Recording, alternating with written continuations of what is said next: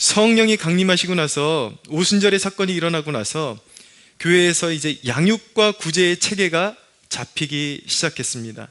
사도행전 2장 43절에서 47절, 사람마다 두려워하는데 사도들로 말미암아 기사와 표적이 많이 나타나니 믿는 사람이 다 함께 있어 모든 물건을 서로 통용하고 또 재산과 소유를 팔아 각 사람의 필요를 따라 나눠주며 날마다 마음을 같이하여 성전에 모이기를 힘쓰고 집에서 떡을 떼며 기쁨과 순전한 마음으로 음식을 먹고 하나님을 찬미하며 또 온 백성에게 칭송을 받으니 주께서 구원받는 사람을 날마다 더하게 하시니라 라고 말씀합니다.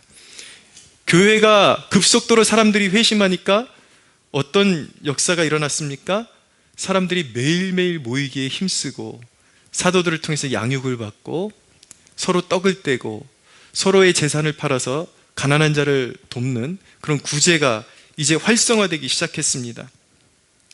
여러분, 자, 여기서 시대를 잘 분별할 필요가 있습니다.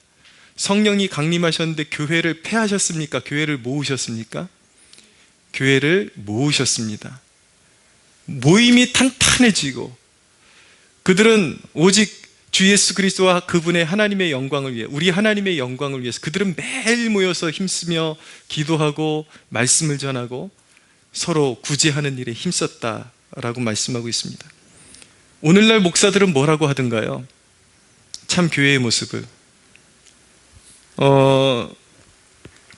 지금 코로나 시대에 참 거짓된 가르침을 가르치는 그런 유명 목사들이 하나둘씩 계속해서 일어나고 있습니다. 여러분들 시대를 분별하십시오. 그냥 유명한 목사가 말한다 그래서 그것이 진리이겠거니 성경을 말한다 그래서, 그가 성경을 인용한다 그래서 성경적인 것이 아닙니다. 잘 들으십시오. 성경을 인용할 때 성경적이다라는 것은 그 성경이 말씀하고 있는 방향과 뜻이 같아야지 성경적이다라고 말하는 것입니다. 우리가 그 사람이 성경을 인용하고 있는데 그 본뜻과 성경의 전체 맥락과 어긋난다면 그것은 성경적이지 않은 것입니다. 최근에 한국교회에서 굉장히 유명하고 존경받는 목회자 가운데 한 사람이 누구냐면 바로 이재철 목사입니다. 이재철 목사가 CBS 프로그램에 나와서 뭐라 그랬냐면은 온라인 예배는 제2의 종교개혁이다 라고 그렇게 말했습니다. 그러면서 하는 말이 무엇이냐면 건물 안에 갇혀서 형식적인 예배를 드리던 사람이 이제 비로소 영의 예배를 드리게 되었다, 영과 진리로 예배를 드리게 되었다 라고 그렇게 주장을 했습니다. 그 사람이 지금까지 쌓아놓은 이미지 때문에 수많은 사람들이 거기에 현혹되고 있습니다. 사실은 저는 현혹이라고 바라보지는 않고 원래 그랬던 사람들이 거기에 우후죽순처럼 붙어서 이제 자신들의 마음을 위로받는 그런 용도로 그렇게 사용하고 있다는 것을 보게 됩니다. 여러분, 우리가 그런 가르침 앞에서 몇 가지 질문을 던져야 합니다. 유명한 목회자가 말한 것이, 그 사람이 말한 것이 진짜 성경적이냐? 우리는 몇 가지 질문을 던져봐야 돼. 상황과 성경적인 질문을 또 던져봐야 되는데, 첫째 질문해 봐야 될 것은 무엇이냐면 지금이 정말 팬데믹인가 하는 질문을 던져봐야 합니다. 그 사람들의 그 주장이 무엇이냐면 지금이 전염병의 창궐로 인해서 하나님께서 교회를 흩으셨다 그러거든요. 그 사람들이 과연 이 시대를 옳게 판단하고 있는지 우리는 진단해 볼 필요가 있습니다. 지금 우리가 겪고 있는 이 질병이 정말 한때 유럽을 흔들었던 흑사병 정도의 그런 파급력을 가진, 치사율을 가진 그런 치명적인 질병이라도 정말 된다고 생각하십니까? 여러분, 팬데믹이라고 정도의 그런 어떤 수식어가 붙으려면은 우리 주변에 있는 사람 중에 수많은 사람들이 적어도 죽어나가야, 아니면 최소한 죽지는 않아도 수많은 사람들이 이 질병을 가지고 쓰러져 나가야 팬데믹이라고 인정할 수가 있을 것입니다.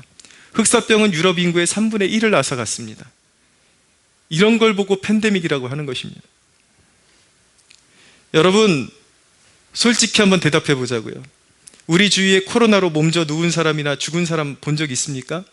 통계적으로 나오는 거 외에? 팬데믹이라면요, 이게 전염병의 확산이라면, 유행병이라면 지금 우리가 겪고 있는 상황은 독감만도 못한 지금 상황을 겪고 있는 것입니다. 여러분 보십시오. 독감이 유행하기 시작하면 우리 주위에 몇 사람씩 꼭 독감이 걸리는 사람이 나타납니다. 제 자신도 독감이 유행할 때는 독감을 걸러본 적이 없어요. 그 정도는 돼야 공신력 있게 이것을 팬데믹이라고 말할 수 있을 텐데, 지금은 팬데믹과 전혀 관계가 먼 시대를 우리가 살아가고 있으면서 언론 플레이에 의해서 우리는 팬데믹이라고 스스로를 그렇게 스스로에게 쇠뇌시키는 세대에 지금 우리가 살고 있는 것입니다. 언론 플레이와 정치권이 합세해서 교회에 불이익을 준 사건이지, 이것은 팬데믹 때문에 교회가 흩어진 사건이 아닙니다. 교회 보고 모이지 말라고 하니까. 심지어는 어떤 카페에 사람들이 우후죽순 모여있는데 사람들이 성경적인 이야기 나눈다고 교회 모임을 카페에서 한다고 신고가 들어가는 정도예요. 지금 예배 행위를 하고 있다는 것이죠. 그렇게 정신 나간 세대를 우리가 살고 있습니다. 여러분, 지금 시류를 타고 있는 목사들이 시대 진단을 전혀 잘못하고 있다라고 저는 생각합니다. 그러면 여러분, 두 번째 질문을 던져봐야 합니다. 온라인 예배가 진짜 영의 예배인가? 이재철 목사가 얘기한 대로 진짜 온라인 예배가 영과 진리로 드려지는 예배인가? 여러분, 우리는 질문을 던져봐야 합니다. 진정한 예배의 속성에는 무엇이 따라붙어야 하는 것인지 아십니까? 사도들이 지금 뭐라고 하고 있습니까? 성경에 그들이 매일 모이게 힘쓰고 사도들의 가르침을 따라서 가르침을 배우고 떡을 떼고 헌신하고 서로의 가진 것을 나누고. 여러분, 진정한 예배의 완성은 1시간 여기 와서 어디 모여서 예배 드리고 그리고 텔레비 보고 예배 드리는 데서 예배가 완성되는 것이 아니라 주님의 몸된 교회를 섬기는 것. 여러분, 온라인 예배 양육과 헌신이 있습니까? 찾아볼 수 있습니까? 대부분 온라인 예배 드리는 사람들이 뭐라고 고백하는지 아십니까? 늦게까지 자다 일어나가지고 세수도 제대로 안 하고 소파에 앉아가지고 이건 도대체 예배인지 아닌지, 그게 종교개혁이라고 말할 수 있겠습니까?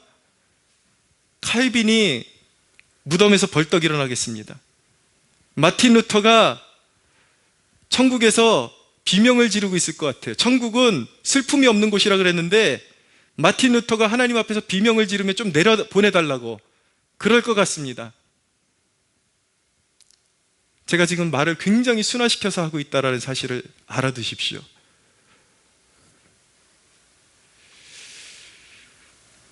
여러분, 거기에 양육이 어디 있습니까? 헌신이 어디 있습니까?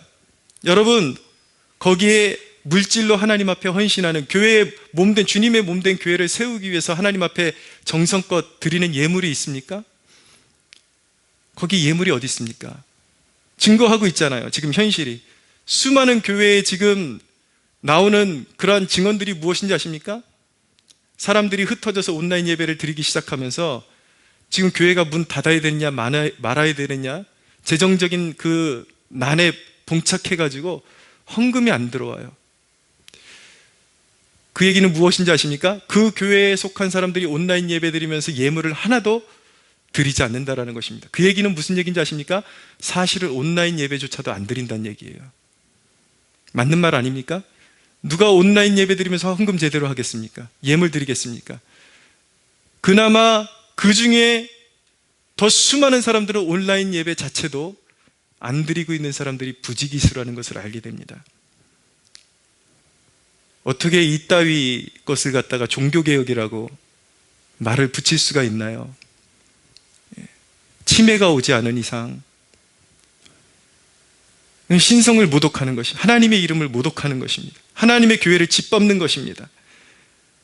거룩한 이미지로 자기는 인기와 명예를 다 누리고 은퇴하고 나서 하나님의 교회를 짓밟고 있는 것입니다. 주님의 몸된 교회를 짓밟고 있는 것입니다. 여러분, 이렇게 질문해 볼까요? 제 주위에 이미 코로나가 돌기 이전부터 예배를 포기하고 인터넷으로 뭐 좋은 설교자 설교 들으니까 그거 되더라, 그렇게 말하던 사람들이 좀 있었습니다. 그럼 그 사람들은 종교개혁의 효시가 되나요? 이런 말 같지 않은 이론을 가지고 수십만 명이 접속하고 좋아요가 5,000개 이상이 달리고 도대체 뭐 하는 인간들인가요? 이 땅의 교인들은. 이재철 목사가 거기서 한 얘기가 무엇이냐면 한국교회가 그동안 건물을 하나님으로 섬겼다라는 것입니다. 건물을 하나님으로 섬겼대요. 진짜 그랬습니까? 물론 똑같은 말도 진실에 가깝게 해야지 실효성이 있는 것입니다. 물론 개교회주의, 교회 건물만 키우려고 그러고 그런 경우라면 거기에 맞게 비판은 할 수 있겠죠. 그러나 정확히 말해서 한국교회가 교회 건물을 신으로 하나님으로 섬겨왔다고 말할 수 있겠습니까? 정신이상자 아니면 그런 말 못합니다. 여러분, 이재철 목사가 뭐라 그랬냐면 예수님 당시에 유대인들이 성전 건물을 신으로 섬겼기 때문에 주후 70년에 망했다라고 그렇게 주장을 했습니다. 그게 스데반의 설교라는 거예요. 제가 스데반의 설교의 클라이막스가 무엇인지 직접 들려드릴 테니까 들어보십시오.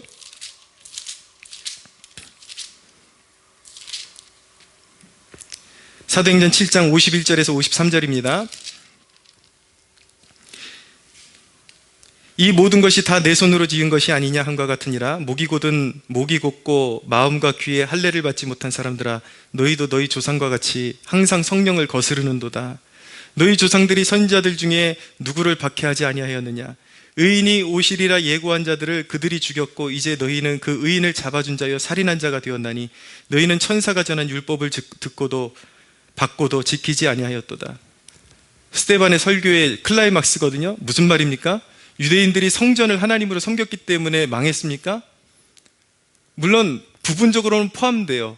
구약의 율법적인 사고관에 갇혀서 메시아를 몰라봤고 하나님은 그 성전 안에 갇혀 계시는 분이 아니라 하나님의 계획은 예수 그리스도로 말미암아 온 백성에게 성령을 부어주셔서 살아있는 교회가 되게 하시는 것이 하나님의 목적인데, 결론은 그들이 구약적인 그런 사고방식과 종교의식에 갇혀서 예수 그리스도를 거부했기 때문에 멸망한 것입니다.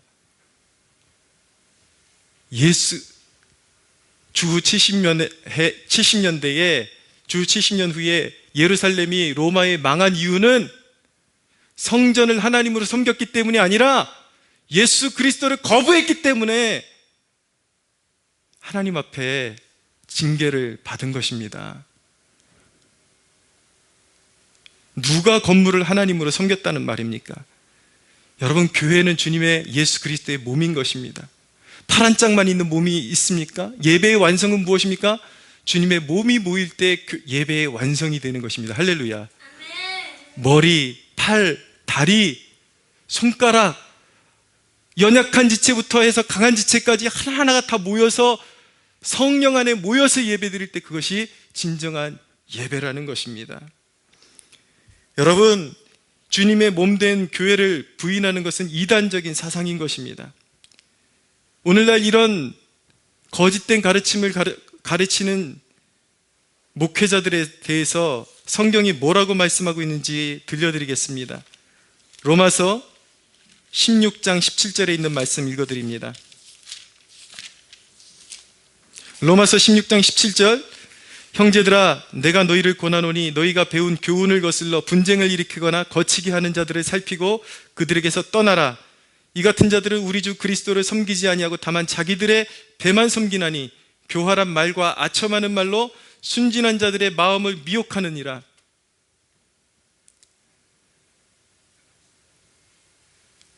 여러분,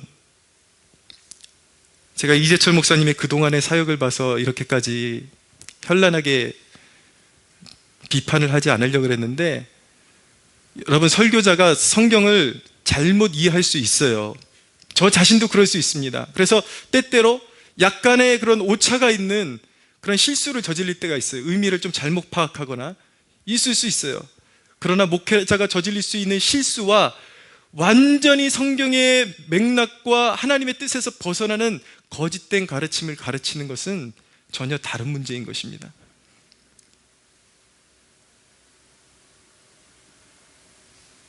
여러분, 벌써 오늘날의 그런 유명 목회자들 뿐만 아니라 벌써 오래전부터 어떤 가르침이 한국교회에 유행해 왔냐면, 교회가 세상의 빛이 되기 위하여 교회 모임을 강조해서는 안 된다라는 가르침이 오래전부터 존재해 왔습니다. 그래서 청년들에게 교회 안에만 있지 말아라, 교회 안에만 있지 말아라, 교회가 전부가 아니다, 세상의 빛이 되어라 라고 보냈는데 어떻게 된지 아십니까? 오늘날 그 열매가 무엇인지 아십니까? 청년 복음화의 초토화가 되었습니다. 다 세속화가 되었습니다. 여러분, 교회에 와서 가르침을 받지 않고 기도를 통해서 영적으로 무장하지 않고 그 사람이 세상의 빛이 될 수 있다라고 믿으십니까? 여러분, 사탄의 특징이 무엇인지 아십니까? 선동을 하지만 그 결과에 대해서는 책임을 지지 않습니다. 오늘날 거짓된 가르침을 주는 목회자들이 사람 구미에 당기는 그런 가르침을 그렇게 선포를 해요. 사람들이 수십만 명, 수백만 명이 그것을 옹호하겠죠? 좋다고 하겠죠? 그 결과는 무엇인지 아십니까? 한국교회가 망조가 들리는 것입니다. 주저앉는 것입니다. 저와 여러분들이 그곳으로, 그런 길로 따라가서는 안 되겠죠. 사랑하는 여러분, 이 시대에 깨어나십시오. 성자의 얼굴을 한 거짓 선생들을 조심하십시오. 항상 유명하다고 다 맞겠지 그러고 따라가지 마시고, 성경의 진리에 부합한지를 파악할 수 있는 영안이 열리는 여러분들 되시기를 축복합니다.